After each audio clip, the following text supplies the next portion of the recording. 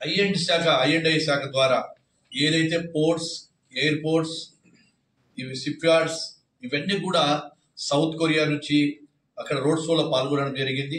అక్కడ చేసినప్పుడు దాదాపుగా 38 సంస్థలతో, నాకు సంబంధించినటువంటి సంస్థలో 38 సంస్థలలో 2,07,000 కోట్ల రూపాయలు ఒప్పందాలు కూడా చేసుకోవడం జరిగింది.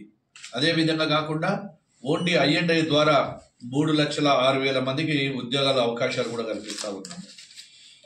గత 17 నెలల నుంచి కాలంలో గుడ్ గవర్నెన్స్, సుస్థిర పాలన ఏదైతే ఈ యొక్క కేంద్ర ప్రభుత్వము, డబుల్ ఇంజిన్ సర్కారు, వీటన్నిటి మీద కూడా ఈ యొక్క ప్రభుత్వం తీసుకునే నిర్ణయాల మీద కూడా ఆకర్షితులు అవుతా ఉన్నారు.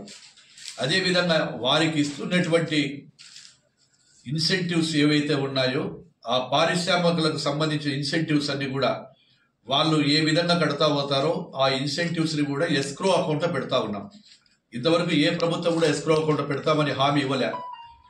ఆ రోజు సిఐఐ సదస్సులో గౌరవ ముఖ్యమంత్రి గారు పారిశ్రామికవేత్తలకు అడిగిన ప్రతి దానికి కూడా బాధ్యత తీసుకొని వారికి అందరికీ కూడా ఆ ఇన్సెంటివ్స్ అన్ని కూడా ఎస్క్రో అకౌంట్ వేస్తాము, మీరు ఆందోళన చెందవలసిన అవసరం లేదని. ఇదే విధంగా గత ప్రభుత్వంలో చేసినటువంటి ఆ పాపాలంతా కూడా వెళ్ళిపోయిన తర్వాత వాళ్ళందరికీ కూడా ఈ ప్రభుత్వం మీద నమ్మకం రావడానికి దాదాపుగా 17 నెలల కాలం పట్టింది. ఈ వాళ్ళు విధ్వంసం చేశారు.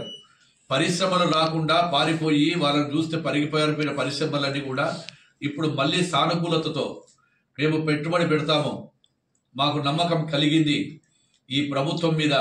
కాబట్టి ఈరోజు దాదాపుగా 30 దేశాల నుంచి కూడా చాలా మంది కూడా ఆ దేశాలు కూడా వాళ్ళు కూడా పాల్గొనడం జరిగిందని కూడా గర్వంగా చెప్పగలుగుతున్నాం.